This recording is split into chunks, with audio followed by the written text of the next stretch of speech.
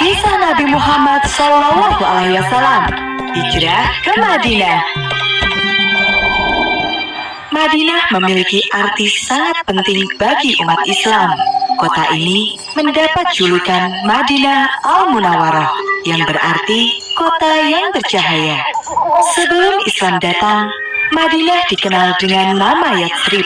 Banyak orang dari segala penjuru datang ke Yatsrib. Seperti biasa, kita singgah dulu ke Yatsrib. Penduduk Madinah berasal dari segala penjuru. Suku yang paling besar adalah suku Aus dan Khazraj. Mereka menyembah pada berhala. Ada pula orang-orang Nasrani dan Yahudi. Mulai sekarang, ini adalah tanah kita. Meskipun hidup berdampingan, masing-masing suku itu tidak pernah akur. Mereka selalu saja berselisih.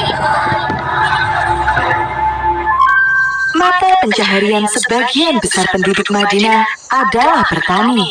Tanah di sana sangat subur, sehingga kurma dan anggur bisa tumbuh dengan baik. Oh, lihatlah, panen kita kali ini sangat melimpah.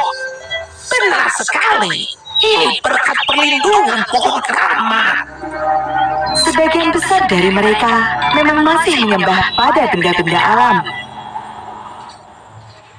Setiap kali musim haji tiba, seluruh umat manusia datang ke Mekah, termasuk pula suku Khazraj. Saat itulah Rasulullah mengundang mereka dan mengenalkan Islam. Kami bersaksi, tiada Tuhan selain Allah, dan Muhammad adalah utusan Allah. Alhamdulillah, mereka mengucap 2 kalimat syahadat dan memeluk Islam. Pada tahun berikutnya, suku Aus ikut bersumpah setia kepada Rasulullah. Suku Aus dan Khazraj selalu bermusuhan hampir 120 tahun lamanya.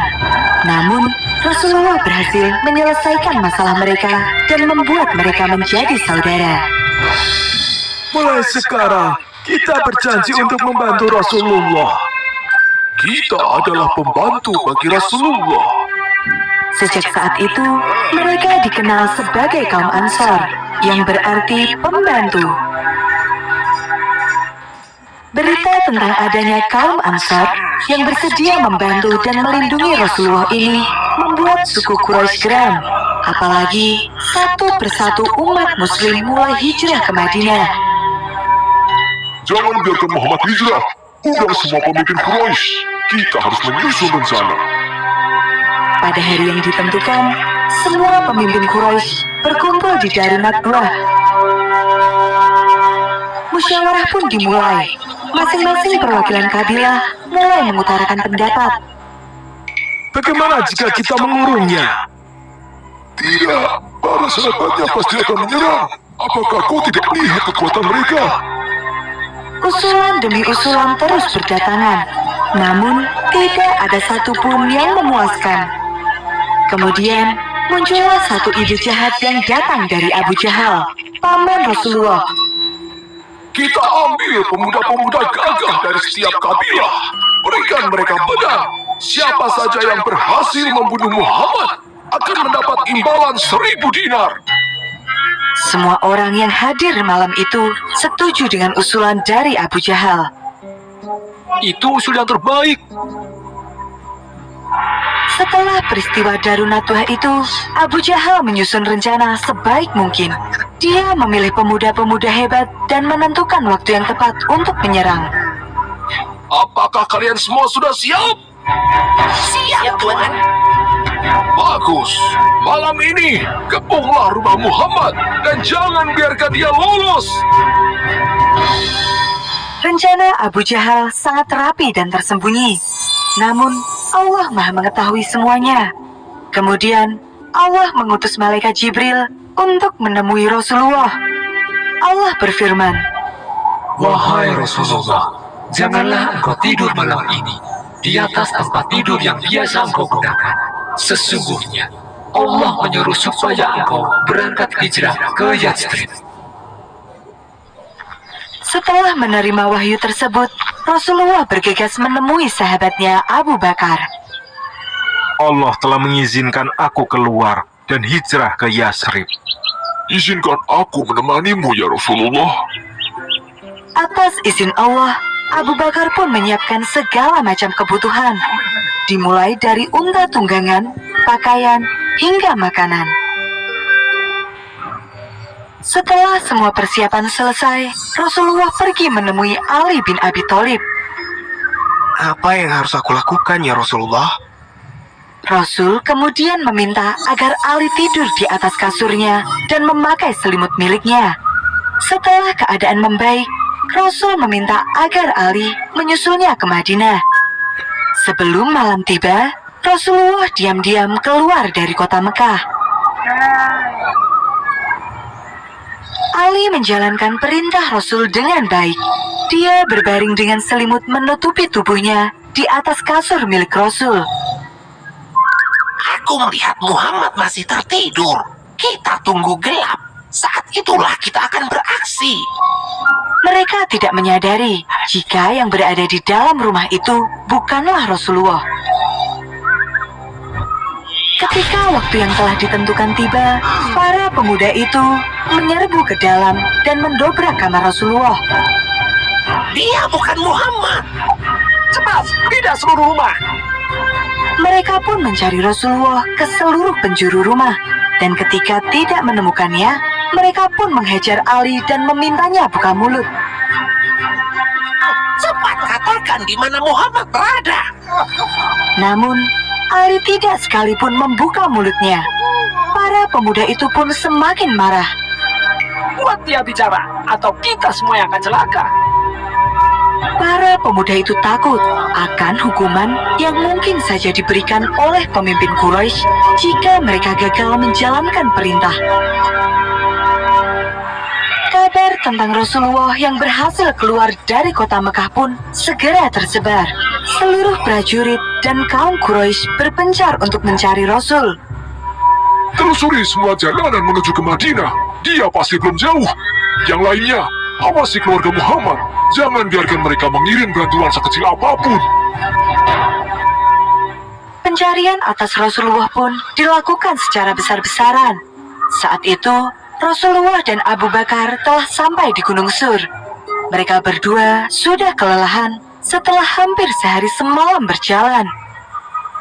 Ya Rasulullah, ada sebuah gua di sana. Aku akan memeriksanya lebih dulu. Setelah memastikan gua itu aman, Abu Bakar pun mempersilahkan Rasul untuk masuk. Rasulullah bersembunyi di Gua Sur selama beberapa hari. Secara bergantian, orang-orang kepercayaan Rasul datang untuk membantu. Mereka adalah Abdullah, putra Abu Bakar, yang menyampaikan berita dari Makkah. 2. Asma, putri Abu Bakar yang membawakan makanan. 3. Amir bin Fuhairah, pembantu Abu Bakar yang menyamar sebagai penggembala kambing. Kambing-kambing milik Amir yang berjumlah sangat banyak meninggalkan jejak yang bertumpuk di atas tanah. Jejak itu menghapus semua jejak kaki milik putra-putri Abu Bakar. Ya Allah, lindungilah Rasulullah.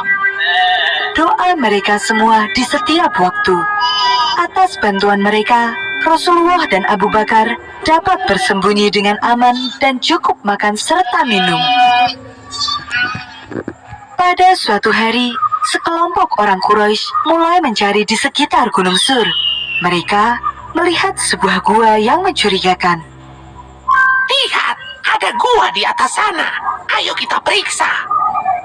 Tapi, di sekitar sini hanya ada jejak kambing milik Amir. Buat apa kita naik ke sana? Setelah perdebatan panjang, akhirnya mereka pun naik untuk memeriksa gua itu.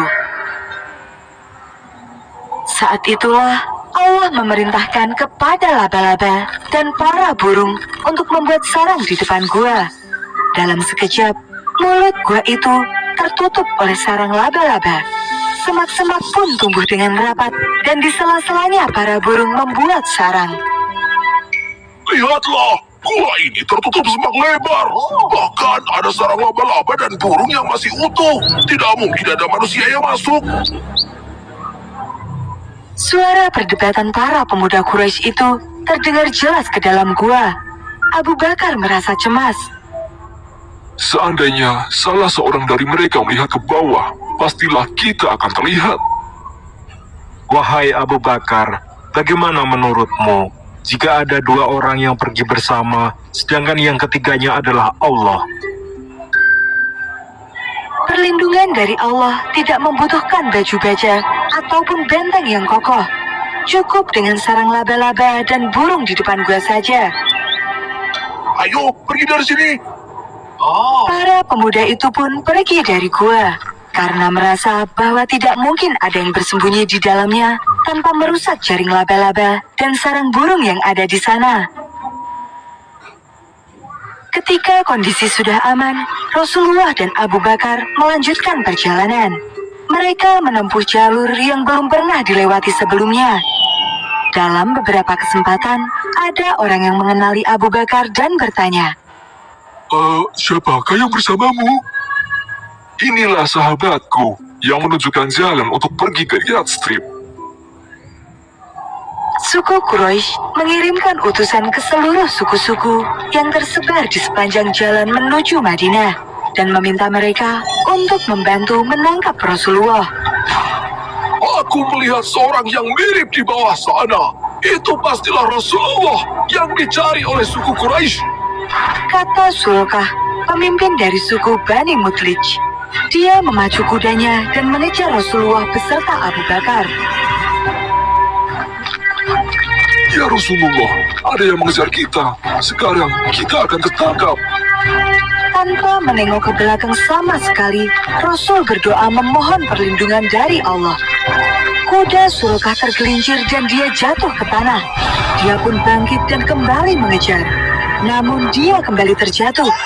Setelah 3 kali terjatuh, dia pun sadar dan meminta maaf kepada Rasul. Di tengah perjalanan, Rasulullah singgah selama 4 hari di Kuba, sebuah desa yang terletak di selatan Madinah. Rasul membangun masjid pertama, yaitu Masjid Kuba. Masjid ini dibangun dengan dasar ketaatan dan ketakwaan Rasulullah kepada Allah Subhanahu wa Ta'ala.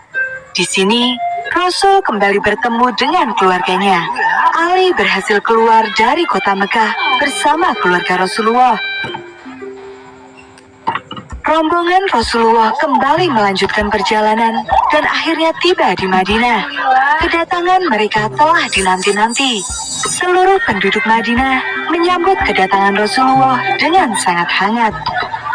Dalam beberapa waktu ke depan, Islam berkembang dengan pesat.